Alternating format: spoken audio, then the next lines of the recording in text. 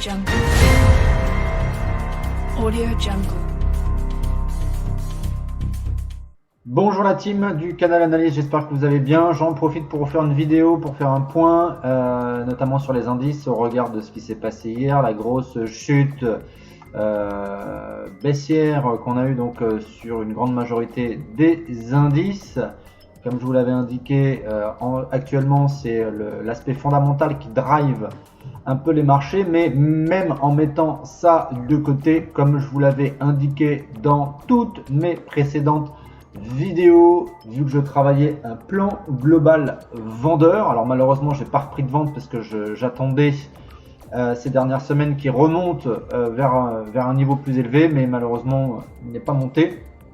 Donc pour optimiser ma vente, j'attendais, mais voilà, malheureusement le prix n'y est pas allé. Mais rappelez-vous, dans toutes mes vidéos je vous parlais de plan global vendeur, mais également de cette figure qu'on a ici en porte-voix et qui est synonyme d'une cassure baissière évidemment forte.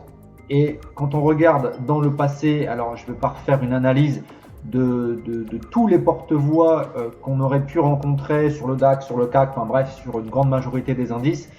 Bon, il n'y en a pas 36, mais le dernier que j'avais souligné, c'était ici, donc c'était juste avant le crack. On voit bien qu'ici on avait une configuration également en porte-voix qui a duré moins longtemps que celle-ci. Donc ici c'était un signe que la tendance haussière était très très forte et durablement installée.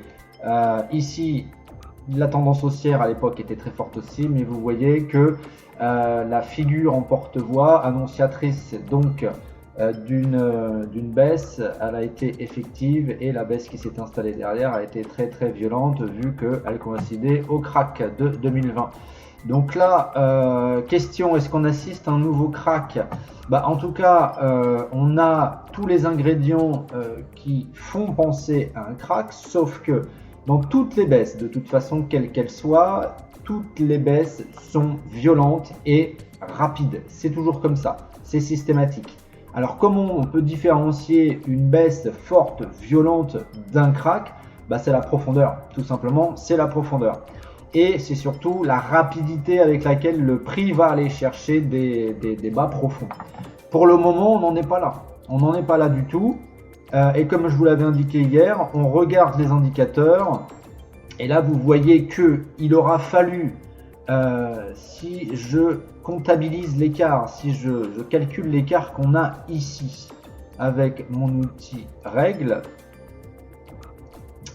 le prix a perdu ici 5859, 5860 points en 28 jours ici. Et donc il aura fallu, vous voyez, 28 jours à la suite de cette baisse, voilà, 5860 points pour que notre indicateur nous indique une survente. Alors qu'ici c'est différent. Ici c'est différent. On n'a pas attendu d'avoir une précipitation vers des bas abyssaux, j'ai envie de dire. On n'est pas allé jusque dans les abysses. On n'a pas attendu 28 jours pour que nos indicateurs nous indiquent une survente. Alors, bon, ça a cassé, il fallait bien que ça casse, je vous l'avais dit, à force d'être testé, un niveau, quel qu'il soit, eh bien, à un moment donné, il se fragilise et donc il se casse. Donc là, c'est ce qui s'est passé. Là, ce qu'on va surveiller donc cette semaine, c'est de voir.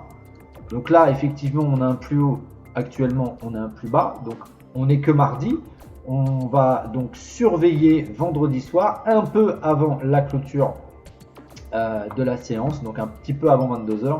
Ou est-ce que cette bougie, en tout cas, est-ce qu'il y aura eu un nouveau plus bas qui aura été fait ou pas? Bref, ça reste encore à voir et donc à surveiller. Alors, potentiellement, comme je vous l'ai indiqué hier, on est passé donc là dans une zone que j'appelle, donc ça c'est via la méthode globale enseignée dans la formation Vision. Donc là, on est dans une zone de neutralisation, c'est-à-dire que la tendance haussière a été neutralisée, elle n'est pas invalidée, elle est juste neutralisée. Combien de temps? J'en sais rien, temporairement ou pas? Je n'en sais rien. Est-ce qu'on va voir s'installer derrière une tendance baissière? Je n'en sais rien. Donc, il faut surveiller de près tout cela. En tout cas, là, on est dans une phase de neutralisation de la tendance. Donc, on est dans un biais neutre baissier. Et la méthode de Bâle nous enseigne que dans un biais neutre baissier, eh bien, on ne s'empêche pas en intraday de vendre tous les rebonds. Cependant, on ne va pas non plus s'empêcher d'acheter vu que la tendance primaire haussière n'est pas remise en cause. Donc, sur des signaux de prix, notamment H1 minimum, là pour le coup, vu que le flux baissier est important, eh bien, en H1, signal haussier, bim, let's go, achat. Et hier, eh bien, zéro signaux. Zéro signaux dans toute la baisse. On a eu 700 points, un petit peu plus de 700 points effectifs de baisse. Il n'y a eu aucun signal d'achat en H1. Je vous ai envoyé une capture du graphe en H1. On n'a rien eu. On aurait pu. On avait un marteau effectivement qui s'était installé. Derrière, on a eu un petit doji sous la forme d'un marteau inversé. Et puis derrière, on aurait pu croire que la bougie verte allait clôturer au-dessus, mais pas du tout. Et donc zéro signal. Donc là, qu'est-ce qu'on peut anticiper clairement? Bon, on peut anticiper une prolongation du flux baissier, c'est-à-dire, donc comme je vous l'avais indiqué, un retour ici. Et vous voyez là, il est presque allé. On est vraiment à 14 320 et moi je vous parlais du plus haut ici sur les 14 200, 14 220. Cette zone-là, puisque cette zone-là, comme je vous l'avais indiqué, à de nombreuses reprises, elle n'avait jamais été pullbackée alors qu'on était resté plusieurs semaines dans ce range. On a eu une cassure par le haut, une jolie impulsion qui s'est mise en place avec un rallye haussier qui s'est installé sans qu'il n'y ait derrière de pullback sur cette ancienne zone donc de résistance. Et là, a priori, je dis bien a priori, il semble que le prix l'ait fait. Alors je dis bien a priori parce que là on n'est pas vraiment dedans, on n'est pas vraiment dans la zone, je vous dis, voilà, 14 200, 14 220, au plus haut c'est cette bougie là. Cette bougie là, qu'est-ce qu'elle m'indique au plus haut? 14 193.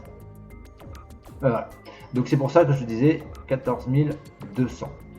Après, il y a également ce point là, juste avant le crack, qui était donc le dernier haut, donc on peut établir une zone comprise entre ce plus haut et cette zone ici d'ancienne compensation, donc sur les 14 200.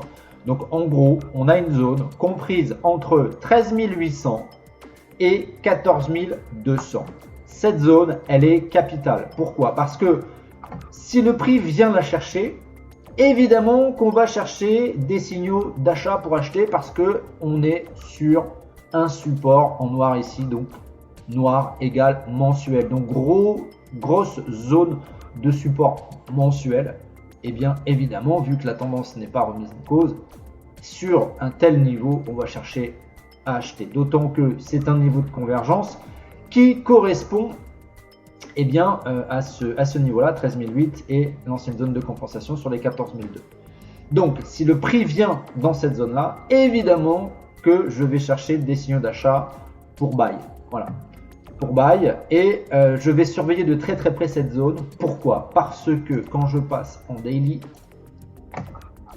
en rouge ici sur ce niveau là, c'est mon SL reverse à partir duquel si le prix venait à franchir cette zone en clôture journalière, je dis bien en clôture journalière, là pour le coup nous passerions en tendance baissière. Donc vous voyez, on n'est pas très loin, hein. On n'est pas très loin. Ici en jaune, mon ancien range avec ma zone ici de compensation, zone de résistance. Vous voyez, paf, ça a pété et puis le prix n'est jamais revenu. Donc là, c'est pour ça. Vous savez, le cours, il vient jamais chercher un prix spécifique. Il vient chercher une zone plus ou moins large. Et là, on pourrait dire, je dis bien, on pourrait dire que c'est ce fameux pullback. Donc, s'il était descendu vraiment plus bas, là j'aurais eu effectivement une confirmation beaucoup plus importante. Mais là, ça reste encore un peu flou à mon sens. Mais voilà, on pourrait bien croire effectivement que ça y est, on a eu ici notre pullback sur ce niveau-là. Alors, à voir ce qui se passe au niveau fondamental. De toute façon, d'un point de vue graphique et technique, il fallait bien que ce niveau-là casse parce qu'il a été testé trop longtemps, trop souvent, d'une part. D'autre part, fallait bien que le cours subisse une décongestion pour lui permettre bien sûr un peu de souffler, de ramener de nouveaux acheteurs dans le coup pour permettre au cours de repartir sur une nouvelle évolution et sur un nouveau cycle. Voilà, nouveau cycle par rapport aux vagues que l'on voit également dans la formation vision. La théorie des vagues qui est très très importante parce qu'elle elle permet clairement de bien lire un graphe et de savoir où est-ce qu'on en est. Donc là pour le moment, effectivement là on est sur la vague C. Est-ce que cette vague C va se prolonger? Là je ne sais pas. En tout cas on va surveiller la clôture de la séance aujourd'hui pour voir ce qui se passe. On surveille autre chose, c'est-à-dire cette zone là, 13 008, 14 002 pour acheter. On surveille, troisième point, s'il y a ou non une clôture en journalier sous le niveau ici des 13 008, tout simplement. Et puis bien sûr dans cette zone là on y est déjà, on surveille si on n'a pas des signaux de prix d'achat. Là je suis donc en daily, on a bien notre divergence baissière, notre divergence haussière. Ok, c'est pas rien puisqu'on est quand même en daily. Pour qu'on ait en daily une telle divergence, c'est quand même un signal qui n'est pas trompeur. Reste à voir derrière si ça se valide. Donc voilà, maintenant ce qu'on va surveiller, donc au-delà de cette divergence, ce qu'on va surveiller sur des plus petites unités de temps, tout signal haussier pour nous permettre de prendre un achat, même si on n'est pas véritablement arrivé dans la fameuse zone idyllique, j'ai envie de dire. Cependant, on voit bien quand même que le prix est venu chercher ce niveau de support intermédiaire en daily. Alors là, oui, c'est un support intermédiaire, mais on reste sur un support daily. Donc on reste sur un support majeur quand même, malgré tout. Donc le prix là, il est venu le chercher, on voit bien, et pour le moment, il semble rebondir. Donc maintenant, qu'est-ce qu'il va falloir faire? Chercher tout signal de prix haussier pour pouvoir prendre une position, et on sécurise rapidement parce que on a quand même un contexte qui est pesant et on a la conséquence d'un flux baissier qui est très très importante. Par conséquent, on sécurise rapidement. Et donc en H4, on va voir ce que ça donne en H4. En H4 pour le moment on a un joli bâton, donc à voir comment cette bougie va clôturer. Donc là il reste 1h14 minutes avant la clôture ici. Donc pour ceux qui ont fait la formation vision, vous pouvez appliquer la stratégie du swing process. Vous vous souvenez, on a l'UTH4 en UT de surveillance, UT d'intervention H2 ou H1, signal technique DMI pour entrer en position. Parce que là, on a notre premier signal haussier en H4. Donc maintenant, on attend la validation de ce signal en H2 ou en H1 via DMI. Là, donc, je m'adresse aux personnes qui ont suivi la formation vision, qui peut donc nous donner cette stratégie, un signal haussier. Donc là, je l'ai pas le DMI, je l'ai pas mis. Mais on peut quand même aller voir en H4, vous voyez, donc là, hier j'avais dit sur les 750, 113%, mais comme on n'a pas eu de signal de prix, regardez, hop, on voit bien que dans cette baisse, on a eu le marteau ici, marteau parfait, on a eu un marteau inversé sous forme de doji ici, et puis là, effectivement, ça commence à repartir à la hausse, donc effectivement, si ça clôturait au-dessus, buy. Sauf que ça a clôturé en dessous, donc pas de signal d'achat, faux signal ici. Donc c'est pour ça qu'il est important d'attendre les clôtures de bougies. Quand on travaille comme ça, quand on veut travailler au taux du marché, il est vraiment important d'attendre les clôtures. Donc là, moi ce que je constate, c'est qu'ici on a un breakout et qu'on a en plus de cela, on a un double bottom, premier bottom, hop, deuxième bottom décalé plus bas, et là ça repart à la hausse. Au prochain niveau, effectivement aussi on a un niveau intermédiaire de résistance en H4, donc dans cette zone là qui correspond en plus au plus bas de ma zone, puisque là j'ai effectivement le bas de ma zone hebdomadaire, donc effectivement le prix a un potentiel pour revenir sur les 14 008, 14 820, voir ce qui se passe. Mais n'oubliez pas que de toute façon, quoi qu'il arrive, même si ça se casse la gueule, ça repartira à la hausse. Pas sûr qu'on assiste à un crack parce que une guerre, ça m'étonnerait quand même. Donc tout ça, c'est pas Poutine qui est méchant, c'est l'OTAN qui fout la merde, hein, comme d'habitude. Donc Poutine ne fait que réagir. Justement, si vous regardez en termes géopolitiques, si vous regardez cette zone là-bas, vous allez voir toutes les bases américaines et les bases OTAN qu'il y a dans cette zone là-bas, de l'OTAN, l'organisation du traité Atlantique Nord, qui est au service des multinationales US, faut le savoir. Enfin, je ne vais pas rentrer encore dans les détails, mais tout ça, ça fait partie de l'apprentissage en termes économiques, en termes systémiques, du système financier global. Comment ça fonctionne tout ça pour comprendre, parce que ce qu'on veut nous faire comprendre, c'est que l'OTAN, elle est là-bas pour protéger l'Ukraine et que le grand méchant Vladimir Poutine veut envahir l'Ukraine, faire la guerre là-bas pour se l'approprier. C'est pas ça du tout. Quand on fait des recherches, qu'on pousse les investigations en termes politiques, géopolitiques et donc de ce secteur là-bas et ensuite international, qu'on regarde l'OTAN, quand on regarde l'historique de l'OTAN et comment l'OTAN fonctionne, etc., eh bien, on se rend compte que l'OTAN ne sert que les intérêts US, notamment les multinationales. Voilà, donc aujourd'hui, j'ai envie de dire, c'est normal que Poutine réagisse de cette façon-là, parce qu'il a des intérêts à défendre et aussi une identité culturelle aussi à défendre, pour éviter, encore une fois, que les États-Unis, par le biais de l'OTAN, foutent la merde là-bas, comme ils ont toujours eu l'habitude de faire. Voilà. C'était la petite parenthèse géopolitique. Donc là on a déjà un signal, donc on aurait pu. Moi j'ai pas pris position, je vous le dis tout de suite. Là j'ai pas acheté. Donc ici, donc là ce qu'on peut attendre, vu que tac, on a un double bottom, là ça part, on a une cassure, donc on va attendre. bien un retour. On peut acheter sur un retour dans cette zone-là. Alors attendez, tac. Ici, cette zone-là. Donc entre 14 570 et 14 620, signal, si on a un signal de prix M15, donc si on a un retour dans cette zone là, signal de prix M15, on peut acheter et donc on sécurise rapidement, une vingtaine de points, on sécurise, on peut aussi prendre une partie des bénéfices, ça c'est vous qui décidez de le faire ou pas, vous êtes des grands.